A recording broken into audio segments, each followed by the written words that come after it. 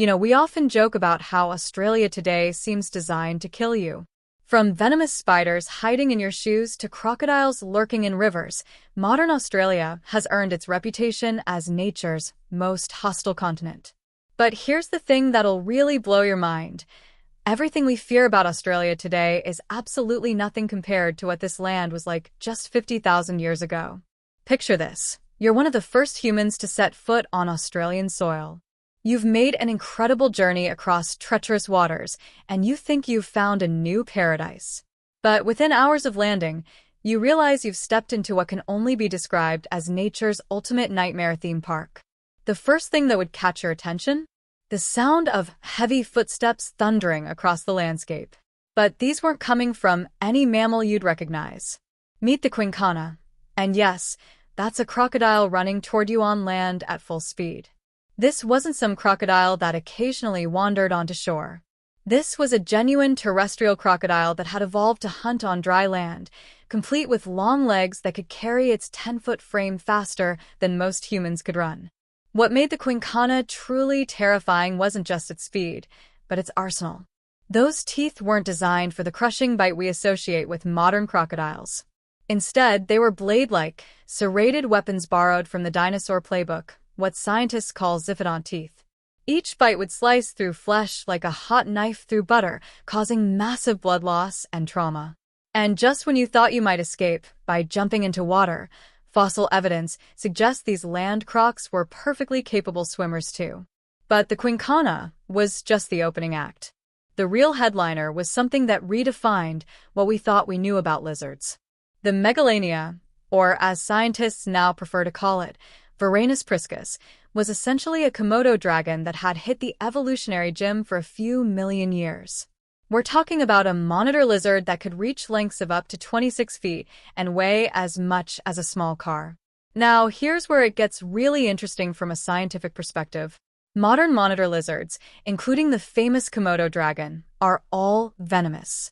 Their venom acts as an anticoagulant, preventing blood from clotting and keeping wounds open for extended periods. This leads to shock, infection, and eventually death. Since the megalania was essentially a supersized monitor lizard, it likely possessed this same biological warfare system. Imagine being bitten by a creature the size of a pickup truck, escaping the immediate attack, only to slowly succumb to venom-induced blood loss over the following days. The hunting strategy would have been absolutely methodical. One bite, then retreat and wait. In the harsh Australian landscape, there was nowhere to run for proper medical treatment, nowhere to hide from an animal that could track you across vast distances. It was patience predation on a scale we can barely comprehend today. But perhaps the most unsettling predator was one that challenged our very understanding of what makes a dangerous animal. The wanambi was a constrictor snake that reached lengths of 20 feet, but here's the twist. It couldn't actually swallow its prey whole like modern pythons. Its jaw structure was too primitive, too inflexible for that classic snake move we see in nature documentaries. So, what did it do instead? It would constrict its victims just like any other python, cutting off circulation until they lost consciousness. But then, instead of swallowing them whole, it would use its razor-sharp teeth to literally tear chunks off its still warm prey, sometimes disemboweling them in the process. It's a feeding method so disturbing that it makes you appreciate the efficiency of modern predators. Even the mammals had evolved into something from a fever dream. The thylacoleo, affectionately known as the marsupial lion, was actually more closely related to koalas than to any actual lion. But don't let that fool you. This was an apex predator with the strongest bite force pound for pound of any known mammal. Its teeth were unlike anything in the modern world. Massive incisors for piercing deep into flesh, and premolars that resembled flat blades designed to sever windpipes and arteries. What's fascinating about the thylacoleo is how it represents convergent evolution at its most extreme. Here was a marsupial that had independently evolved many of the same hunting adaptations we see in big cats, but taken to an almost absurd degree. It could kill prey 15 times its own weight in under a minute, a feat that puts modern lions to shame. And then there were the herbivores, which had responded to this predatory arms race by becoming living tanks. The Diprotodon was essentially a wombat scaled up to elephant proportions, weighing nearly 4 tons. Despite being a strict vegetarian, it possessed a bite force of 11,000 newtons, enough to snap a human femur like a twig. When your local vegetarians can accidentally kill you while chewing grass, you know you're in a hostile environment. But here's what I find most remarkable about this entire ecosystem. Humans not only survived in this environment, they thrived. Archaeological evidence shows that early Aboriginal Australians were successfully hunting these megafauna giants. They developed sophisticated strategies to take down animals that outweighed them by thousands of pounds, using fire, coordinated group tactics, and an intimate knowledge of animal behavior. This tells us something profound about human adaptability and intelligence. While every other species in Australia was engaged in a biological arms race, getting bigger, stronger, more venomous, more armored, humans won through cooperation, tool use, and strategic thinking. We didn't evolve claws or venom or massive jaws. We evolved something far more powerful, the ability to work together and think several steps ahead. The extinction of Australian megafauna around 40,000 years ago coincides remarkably closely with human arrival. Whether humans were the primary cause, climate change was the culprit, or it was a combination of factors remains hotly debated among scientists. But one thing is certain. The Australia we know today, dangerous as it seems, is just a shadow of the biological nightmare that once was. So the next time someone mentions Australia's reputation for deadly wildlife, remember that we're actually living in the gentle, tamed version of this continent. The real Australia, the one that would have tested every survival instinct our species possessed, disappeared along with the last megalania, the final thylacoleo, and the massive diprotodon herds that once thundered across this ancient land. In many ways, prehistoric Australia represents evolution unleashed, what happens when predators and prey push each other to absolute extremes over millions of years. It was a world where being big wasn't enough, being fast wasn't enough, being smart wasn't enough. You had to be all of these things and more just to see another sunrise. And somehow, impossibly, our ancestors not only survived this gauntlet, but emerged as its ultimate victors. Picture this. You're standing on a cliff, looking out at the ocean. Normally, that vast blue expanse would terrify you more than the land behind you. Sharks, giant squids, creatures from nightmares lurking in the depths. But what if I told you there was once a time when you'd sprint toward that water as fast as your legs could carry you? When the ocean was your sanctuary, not your grave. Welcome to the Lopingian period, about 260 million years ago. This was Earth's most twisted chapter, when Mother Nature flipped the script on everything we know about survival. When Earth looked like an alien planet. Let me paint you a picture of this alien world. First off, your day was only 22 hours long because the moon hugged Earth much closer than today. Geography? Forget everything you know. Most of the world was locked into one massive supercontinent called Pangaea. Africa, the Americas, Antarctica, India, Australia, all smushed together like puzzle pieces. But here's the kicker. While this megacontinent dominated the land, the oceans were absolutely massive. The Pacific Ocean today? Double it.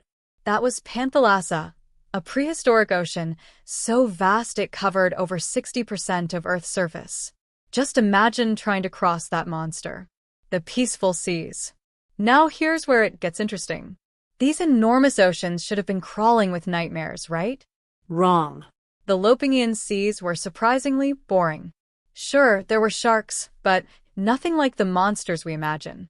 The famous helicoprion with its bizarre buzzsaw mouth? Already extinct by this time. The biggest shark you'd encounter was maybe 6 feet long, about the size of a leopard shark. Hardly terrifying. Sea scorpions, those armored arthropod giants that once ruled the waves, were on their last legs. Only a couple of small, pathetic species remained. The Capitanian mass extinction had swept through the oceans just 2 million years earlier, and marine life was still picking up the pieces. Trilobites? A few stragglers. Giant predatory fish? Nope. Massive marine reptiles? Not yet. The The oceans were like a post-apocalyptic wasteland, but in the best possible way for anyone seeking refuge. Meanwhile, on land, while the oceans recovered from their beating, life on land decided to get creative. And by creative, I mean absolutely terrifying. The old rulers, the dinocephalians, had been wiped out, leaving the door wide open for new nightmares to evolve. Enter the gorgonopsids, Earth's original saber-toothed killers. These weren't mammals, but they looked like saber-toothed cats on steroids. The name literally comes from the Greek gorgons, those mythological monsters that turn people to stone. The paleontologists who discovered them in 1876 were so horrified, they couldn't think of anything else to call them. The apex nightmare, Inostrancevia. Let me introduce you to your worst nightmare, Inostrancevia. This beast was the largest land predator of its time, stretching over 11 feet long and weighing as much as a grizzly bear. But size wasn't its only weapon. Those saber teeth? 6 inches of curved, serrated death. They could slice through flesh like butter, causing massive blood loss and catastrophic organ damage. What made Inostrancevia truly terrifying was its hunting range. This monster prowled across Africa, Asia, and European Russia. From warm floodplains to freezing cold deserts, nowhere was safe. Some scientists think it even had fur to survive those brutal Russian winters. But here's the truly nightmare-inducing part. Inostrancevia wasn't alone. Dozens of other gorgonopsid species ruled different parts of the world. European Russia was crawling with them. It was like a horror movie where the monsters had completely taken over. Africa's House of Horrors. If Russia was bad, Africa was worse. An entire subfamily of giant gorgonopsids called the rubigines had evolved there independently. These weren't just big, they were specialized killers. Rubigia atrox could grow to 10 feet long, and its skull alone made up 15% of its body length. That's like having a head the size of a coffee table. Their skulls were incredibly thick with bony protuberances, suggesting they could grapple with massive prey. Interestingly, despite their intimidating appearance, their bite force was only about 20% stronger than a wolf's. But those teeth were so perfectly designed for piercing that they didn't need a crusher bite, just surgical precision. The really terrifying part? Multiple species of these giants often lived in the same areas. Imagine an ecosystem where every size of herbivore had its own specialized giant predator hunting it. The supporting cast of nightmares. As if the gorgonopsids weren't enough, the Lopingian had an entire supporting cast of horrors. The therocephalians were like the gorgonopsids' twisted cousins.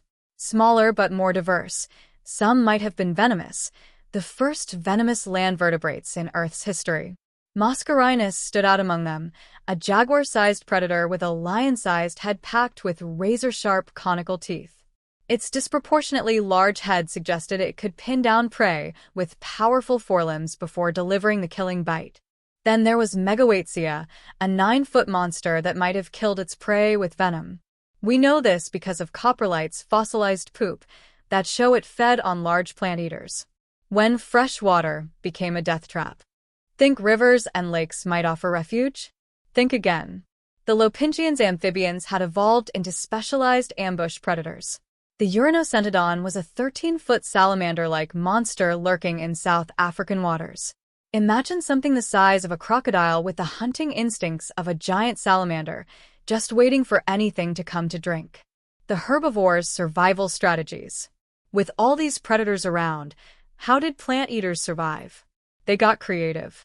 Some, like Lystrosaurus, developed powerful digging abilities and lived in deep burrows. Others, like the Prehistorics, became living tanks. Scutosaurus weighed over a ton and was covered in armor plating with spikes adorning its skull. The one silver lining. At least you didn't have to worry about the skies. Unlike the later age of dinosaurs with its giant flying reptiles, the Lopingian skies were relatively peaceful. The largest flying animals were gliding reptiles about the size of big bats. After the Carboniferous rainforest collapse, most flying insects had shrunk to manageable sizes. Mother Nature's final act. But even this hellish world was just the warm-up act. The Lopingian was building toward the greatest catastrophe in Earth's history, the Great Dying. Around 252 million years ago, the Siberian traps erupted with volcanic fury unlike anything humans have ever witnessed. These weren't ordinary volcanoes. They created lava flows a kilometer thick and spewed enough gas to heat the planet to Death Valley temperatures year-round. Oxygen levels plummeted, the ozone layer was shredded, and UV radiation increased by over 5,000% in some areas. When the dust settled, 83% of all species were gone. It makes the asteroid that killed the dinosaurs look like a firecracker. And here's the twisted irony. While life on land was being incinerated, the oceans, despite their own massive die-offs, offered slightly better odds of survival. The water temperature rose to jacuzzi levels, but at least you wouldn't immediately burst into flames. The lesson. The Lopingian teaches us something profound about our planet's history. For almost the entire story of complex life, the rule has been simple. Fear the water more than the land. But for this brief, terrifying window of time, that rule was completely reversed. It shows us how quickly and dramatically life can change, how evolution fills every available niche, and sometimes creates monsters beyond our wildest nightmares. The Gorgonopsids ruled for millions of years before vanishing forever, leaving only fossils to remind us of when Earth belonged to the saber-toothed therapsids. Next time you look at the ocean and feel that primal fear, remember the Lopingian. Remember when the water was the safest place on a planet ruled by monsters. It puts our modern world into perspective. Even with great whites and giant squids, we're living in the ocean's gentle era. The Lopingian reminds us that in the story of life on Earth, the only constant is change. Today's rules don't apply to yesterday's world, and tomorrow's world might play by completely different rules altogether. And the heart of the African savanna, where the sun burns gold and the wind carries whispers of survival, one creature reigns supreme: the lion.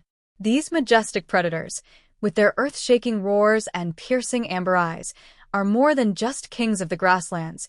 They're nature's ultimate embodiment of courage, strategy, and raw power.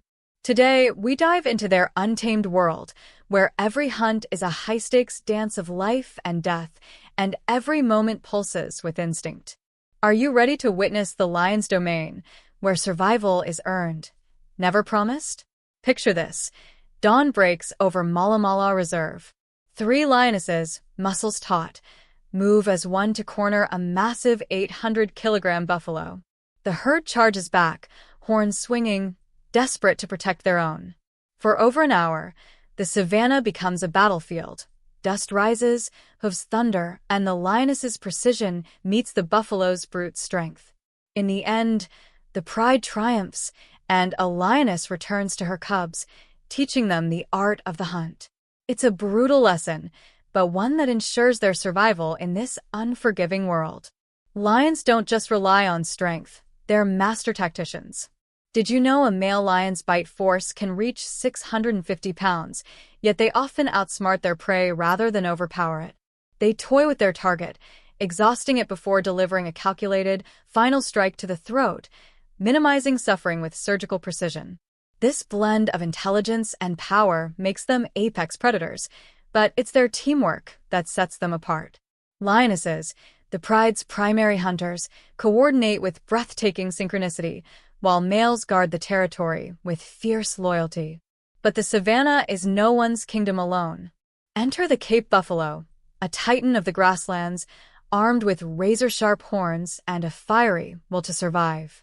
Weighing up to 700 kilograms, these giants are no easy prey.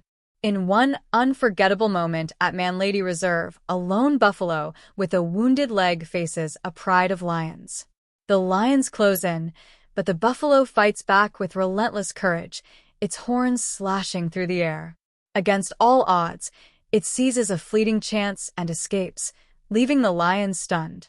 This is the buffalo's secret weapon: sheer resilience and, when united, the unstoppable force of the herd. Did you know a buffalo herd can number over 100, moving like a living fortress to protect their young? Their unity is their strength, a testament to nature's balance of power. Then there's the hyena, often misunderstood as a mere scavenger, but a cunning predator in its own right.